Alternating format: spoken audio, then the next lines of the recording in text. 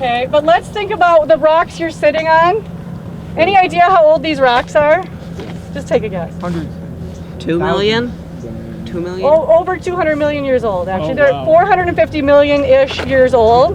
So if these rocks could talk, it's like, holy smokes, what would they be able to tell us? When these rocks were forming, guys, I feel like I should have a squirt gun so I could just squirt you in the back of the head when you're not listening. Great idea. I wouldn't be listening. Bring that on your next class that, trip. Though, right? Yeah. That I would would be backfire. listening. That would backfire. But when these rocks were forming, this was under an ocean. And actually this, where we're standing, this land we're on, was actually down on the equator. It's like, holy crap, okay, so this is moved. So you think about, plate tectonics, earthquakes, right? Every time there's an earthquake, things move a little bit, the continents shift over millions of years. So this used to be tropical on the equator. When these rocks were forming, it was a mushy sediment at the bottom of a sea. All kinds of fossils in these rocks. Have you guys ever gone fossil hunting around here? Yeah, so like all kinds of different like ancient squids and trilobites and I go to the mouth of the Brule River sometimes cool. with my family. Find stuff there? Yeah, and like in the river and in Lake Superior where Oh, it goes, fun. and that's really find cool. some cool stuff. Yeah. So yeah, the rocks tell a story geologically that goes way back in time. But if these cliffs standing here could talk, you guys know about the Ice Age, right? Glaciers. Have you ever saw those Ice Age movies with the sloth and the what's that? The Ice Age cartoon movie. Yeah, the mammoth. The mammoth, the sloth, saber-tooth. the saber-tooth cat. Are you kidding? What the heck? No, You they're guys see movies. those? They're hilarious. Yeah, they're old. They're not quite accurate because Not at one old, point I they're think 2003. dinosaurs interact with Ice Age animals, which is not geologically correct, but timeline-wise. But yeah, so last Ice Age, if we go back, 20,000 to 12,000 years ago, glaciers coming across Minnesota. Now the most recent glaciers missed like this part of the state, right? So we have a really unique landscape here. Really deep river valleys. And some of that is they eroded when the glaciers melted. Water came scouring through here and helped cut these valleys deeper. We have the surface is very close. The rock underneath our feet when we're standing, up by Lewiston and Plainview is very close to the surface. So we don't have all the glacial sediment that was deposited around the state. So water drains quick underground. It dissolves out caves. We get sinkholes. We have disappearing rivers. I just learned a few years ago that actually there's a stream that comes through by the fish hatchery at Whitewater, sinks underground. And in certain summers you can see where it sinks. It's so cool. That water, cools off underground. It comes up through springs, and that's why we have all these cold streams where our trout live. So really unique, geologically speaking, things going on here, and that helps create unique habitats for animals and plants. At the Caledonia Beaver State Park. Yeah. Beaver Valley, yeah. Yeah. Beaver Creek Valley, whatever. No. Beaver Creek Valley. Beaver Creek. No.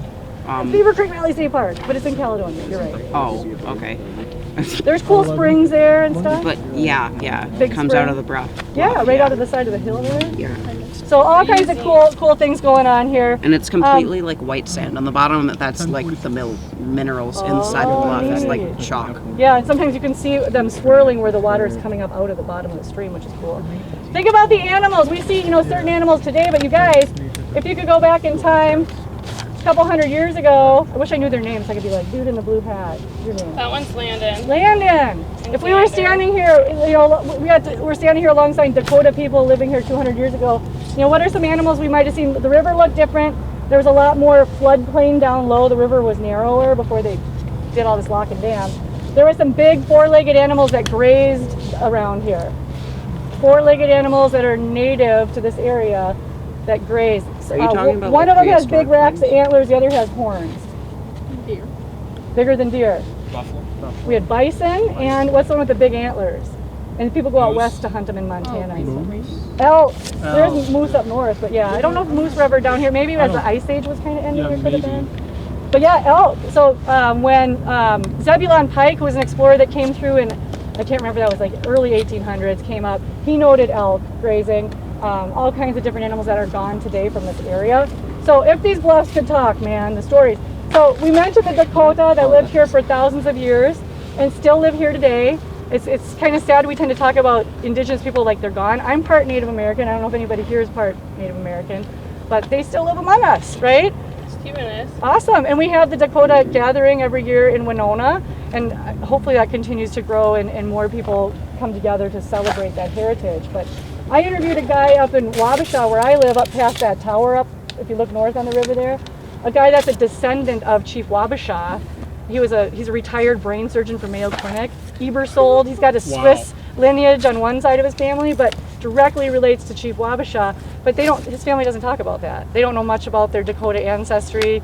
He's lived his life in the white world because he had light-colored skin and could, and when he was a kid, if you were Native American, you got picked on. Like, that wasn't something you talked about.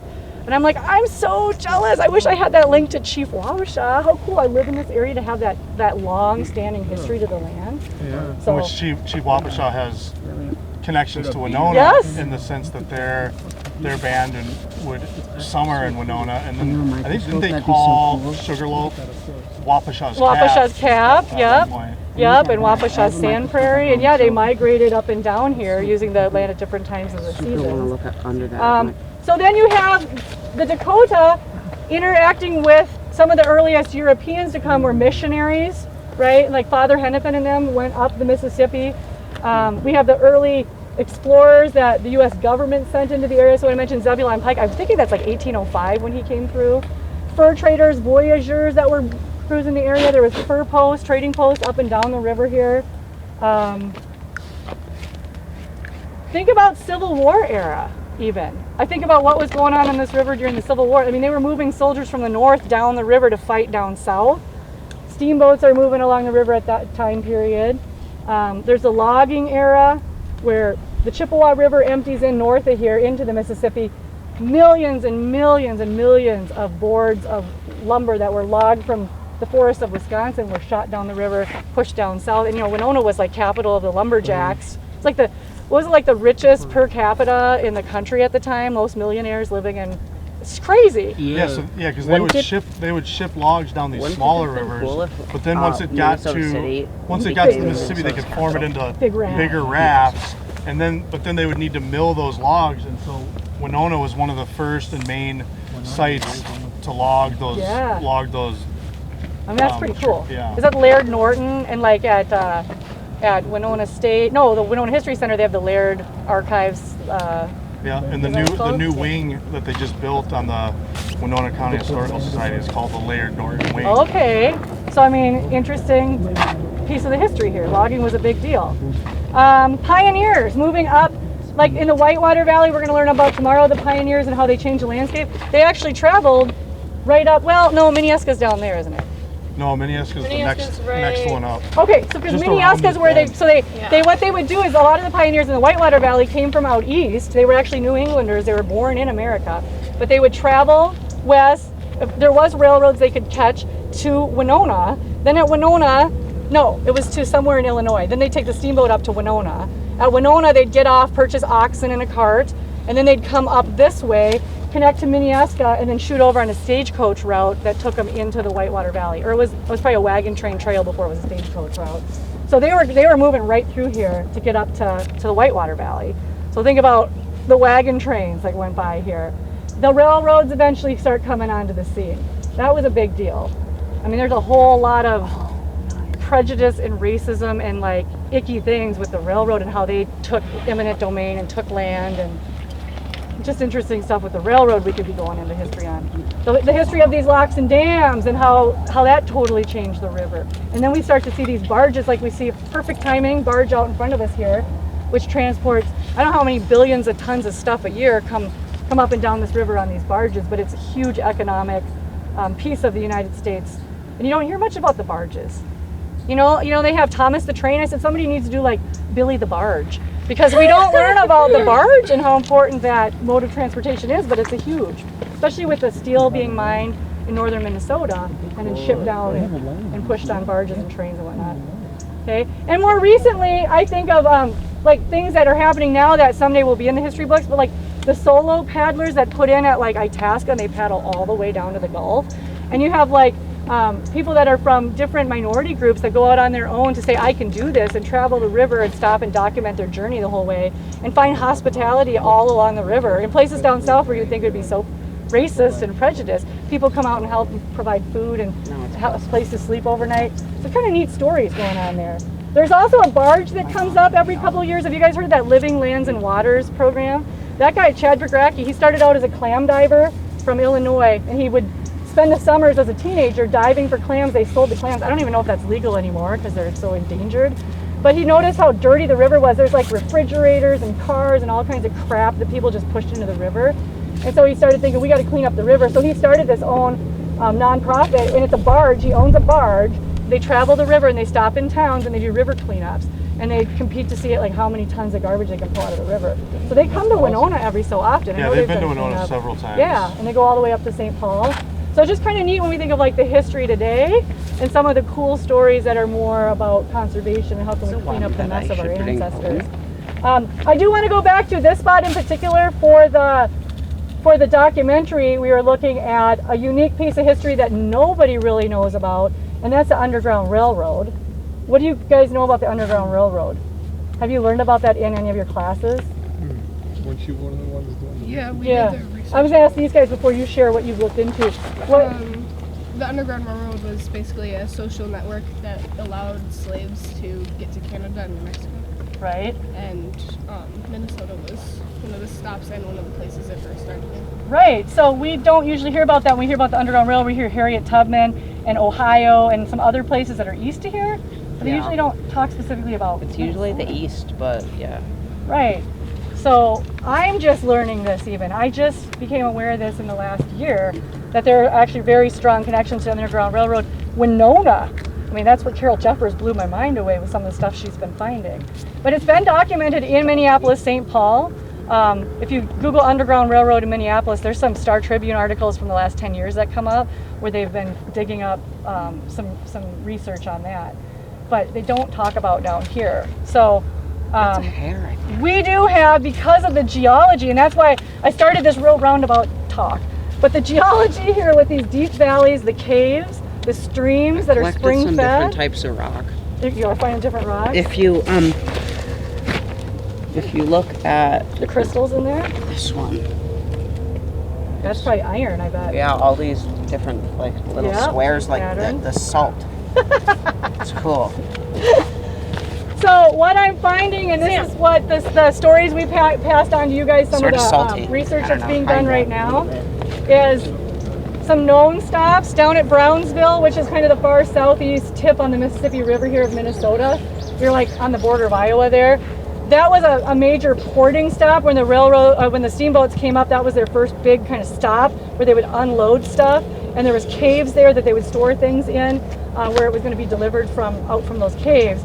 And so that's believed to have been one of the first stops on the Underground Railroad, where slaves would get off, hide in those caves, and then after dark they could navigate up through the deep river channels. Spring fed is important because drinking out of the springs provides clean water, safe water to drink.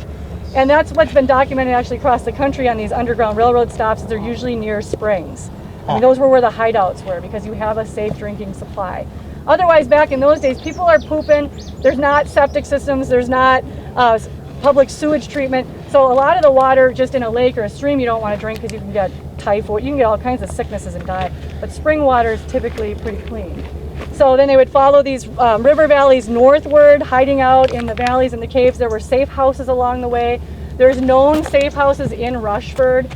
And that's where I want to be interviewing Carol because she knows of more places around Winona too. So where they actually have secret rooms underneath the house. And the one they just discovered in Rushford has a booby trap that's still active. It's a big slab stone that's hung with chains, and there's a gear to launch it down, and it's over the entrance to this room. I mean, just incredible stuff. Really? You think of like the movie The Goonies, like in Rushford. Wow, I know. I used right? to live there. I didn't know about that. Yeah, no, a lot of people don't, and we're finding out more and more, around the area as these people are digging up and looking closely at the clues. So there's a church in Rushford that one of the first churches, the Episcopalian church, and granted, Methodist, Episcopalian, and First Congregationalist, those are known abolitionist churches. If you were a member of those churches, you had to take an oath that you were against slavery. So that's where Carol's doing a lot of research, looking at church rosters, and then linking these, actually trying to find out who these people were, because we're finding African American members of these churches, going way back to the 1800s here in Minnesota, which you don't think of Minnesota history in that way, right? You think of European immigrants.